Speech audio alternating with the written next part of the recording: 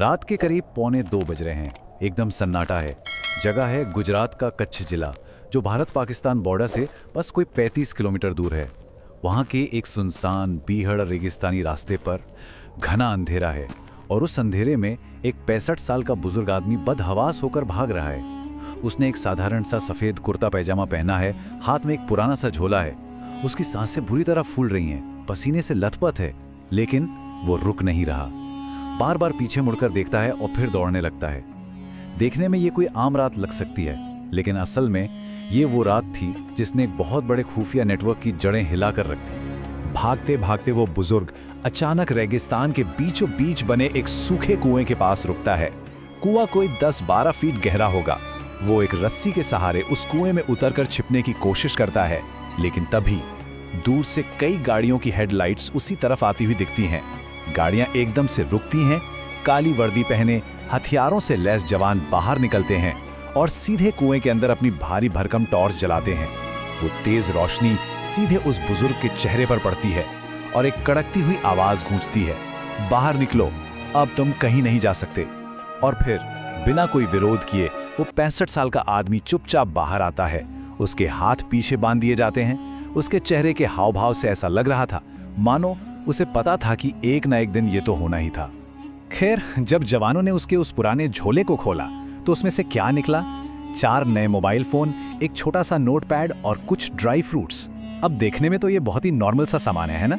कोई भी सोचेगा कि इसमें क्या बड़ी बात है, लेकिन असली राज तो एक छोटी सी USB ड्राइव में छिपा था, जो एक चाबी के छल्ले से लटकी हुई थी। जिस बेताबी से ये बुजुर्ग कुएं में घुसकर इस झोले को छुपाने की कोशिश कर रहा था, उससे साफ था कि ये कोई आम USB नहीं थी। इसके अंदर देश की सुरक्षा से जुड़ा एक ऐसा खतरा था जो किसी भी पल तबाही ला सकता था। चलिए कहानी के पहले हिस्से पर आते हैं, रेगिस्तान में आधी रात। अब ये समझना जरूरी है कि पाकिस्तानी खुफिया एजेंसी ISI का फोकस इस कच्छ के इलाके पर इतना ज्यादा क्यों था। बात 2016 के आसपास की है। देखिए, कच्छ का रण कोई आम रेगिस्तान नहीं है। ये सफेद नमक के बड़े बड़े खारे मैदानों, छोटे द्वीपों और एकदम भूल भुलैया जैसे रास्तों का एक बहुत बड़ा इलाका है। यहाँ के रास्ते इतने उलझे हुए हैं कि सिर्फ और सिर्फ लोकल लोग ही इन्हें समझ सकते हैं। बॉर्डर के साफ निशान तक नहीं है कई जगह। दशकों से स्मगलर इन्हीं रास्तों का फायदा उठाते आ रहे थे, लेकिन अब यही छिपे हुए रास्ते भारत की नेशनल सिक्योरिटी से जुड़ी अहम जानकारियां बॉर्डर पार पहुंचाने का सबसे सेफ रूट बन चुके थे। यहाँ से हमारा दूसरा सेक्शन शुरू होता है, बुजुर्ग की दोहरी जिंदगी। कहते हैं ना कि सबसे बड़े खतरे अक्सर सबसे मासूम चेहरों के पीछे छिपे होते हैं। इस केस में ये बात 100% सच साबित होती है। दिन के उजाले में ये शख्स था हाजी चाचा, गांव की एक छोटी सी मस्जिद में साफ सफाई करने वाला एक बेहद सीधा साधा इंसान, जो सुबह सुबह अजान देकर पूरे गांव को जगाता था, दिन में बच्चों को कुरान पढ़ाता था, लोगों को अच्छी अच्छी नेक सलाह देता था। गांव वालों के लिए वो एक बहुत ही सम्मानित और ईमानदार इंसान था। लेकिन रात के अंधेरे में उसकी सच्चाई बिल्कुल ही खौफनाक थी। ये हाजी चाचा असल में हाजी मौला था, जिसका कोड नेम था बुजुर्ग। जी हाँ, एक खतरनाक ISI एजेंट जो रात होते ही उन्हीं खुफिया रास्तों से पाकिस्तान के एजेंटों से मिलता और हमारी सेना की अहम जानकारियां बेचकर मोटी रकम वसूलता था। एकदम डबल लाइफ। और ये खतरनाक खेल आखिर कितने दिन चला, जरा सोचिए। पूरे 15 साल। कोई मजाक नहीं है, 15 साल। इतने लंबे समय तक ये इंसान बिना किसी के शक के दायरे में आए ये दोहरी जिंदगी मजे से जी रहा था। असल में उसकी उम्र, उसकी सादगी और उसका वो धार्मिक चोला ही उसका सबसे परफेक्ट कवर बन गए थे। भला मस्जिद में झाड़ू लगाने वाले एक नेक बुजुर्ग पर कौन शक करेगा। किसी के ख्यालों में भी ये बात नहीं आ सकती थी कि वो इंसान अंदर ही अंदर देश की जड़ें काट रहा है। इन 15 सालों में उसने इतना पैसा तो बना ही लिया था कि बाकी की जिंदगी आराम से कट जाती। तो फिर वो रुका क्यों नहीं? जवाब है एक बहुत बड़ा लालच। उसे एक आखिरी और सबसे बड़ा मिशन सौंपा गया था। इस मिशन को पूरा करने के बाद उसे जो मिलने वाला था वो था उसका फाइनल रिवॉर्ड। क्या था वो रिवॉर्ड? बांग्लादेश की राजधानी ढाका में एक आलीशान घर और वहां की पक्की नागरिकता। बस इसी आखिरी बड़े इनाम के लालच में वो अपनी जिंदगी का सबसे बड़ा और खतरनाक दांव खेलने जा रहा था। इस एक्सप्लेनर के तीसरे और सबसे दिलचस्प हिस्से की तरफ बढ़ते हैं, एक अनजाने नायक की कहानी। इस पूरे जासूसी नेटवर्क का भंडाफोड़ किसी बड़े अंडरकवर एजेंट या जेम्स बॉन्ड टाइप जासूस ने नहीं किया। बल्कि इसका हीरो था मुन्ना, उसी गांव का रहने वाला एक 7 साल का मासूम बच्चा। मुन्ना के पिता दिनेश एक साधारण मजदूर थे जो रोजी रोटी के लिए दूसरे राज्यों में गए हुए थे। पीछे से घर पर मुन्ना की माँ बहुत ज्यादा बीमार पड़ गई। अब इस छोटे से बच्चे को बस किसी भी तरह अपनी माँ की दवाइयों के लिए थोड़े से पैसों की जरूरत थी, और इसी मासूमियत और इसी मजबूरी ने मुन्ना को हाजी चाचा के कमरे की तरफ खींच लिया। इसके बाद जो हुआ वो एकदम किसी बटरफ्लाई इफेक्ट जैसा है। मुन्ना जब हाजी मौला के कमरे में पहुंचा तो ताला ठीक से नहीं लगा था। हाजी चाचा तो वहां थे नहीं, लेकिन एक खुला हुआ झोला रखा था। झोले के अंदर कई सारे बिल्कुल नए मोबाइल फोन पड़े थे। मुन्ना ने अपनी बाल सुलभ नासमझी में उसमें से 2 फोन उठाए और जेब में डाल लिए। जब वो घर गया तो उसकी बीमार माँ ने वो फोन देखे।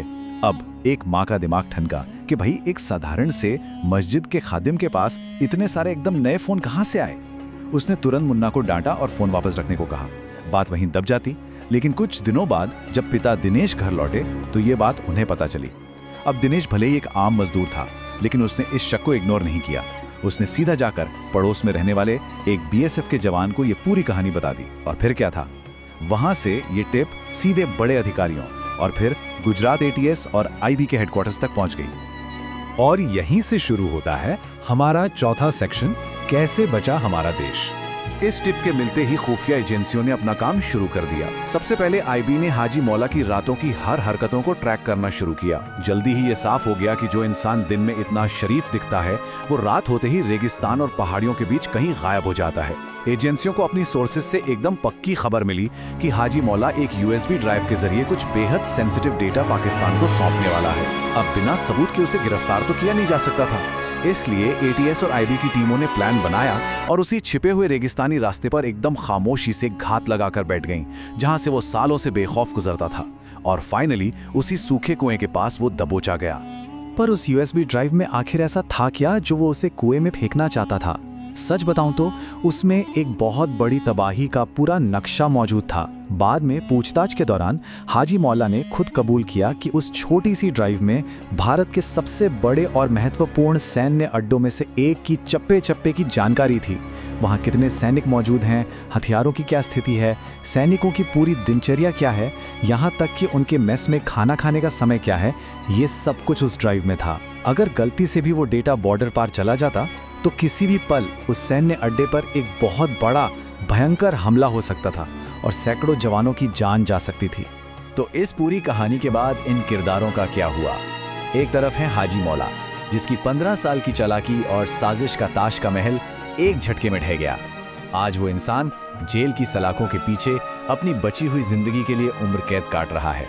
और दूसरी तरफ है दिनेश, वो आज भी एक साधारण मजदूर ही हैं।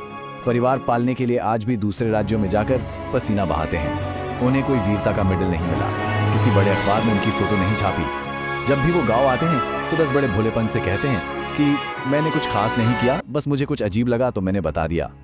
सोचिए, एक आम नागरिक की इस छोटी सी सजगता ने हमारे देश को कितने बड़े जख्म से बचा लिया।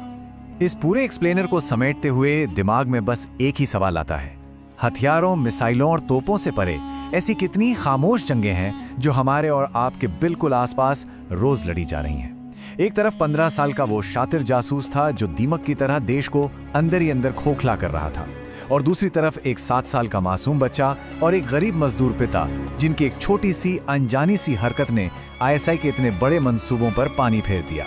ये कहानी हमें ये सोचने पर मजबूर करती है कि देश की रक्षा सिर्फ सरहदों पर तैनात जवान ही नहीं करते, बल्कि एक माँ की फिक्र, एक बच्चे की मजबूरी और एक आम नागरिक की थोड़ी सी जागरूकता भी किसी बड़े युद्ध को जीतने जितनी ताकत रखती है। इसी गहरे विचार के साथ हमारा ये विश्लेषण यहीं खत्म होता है।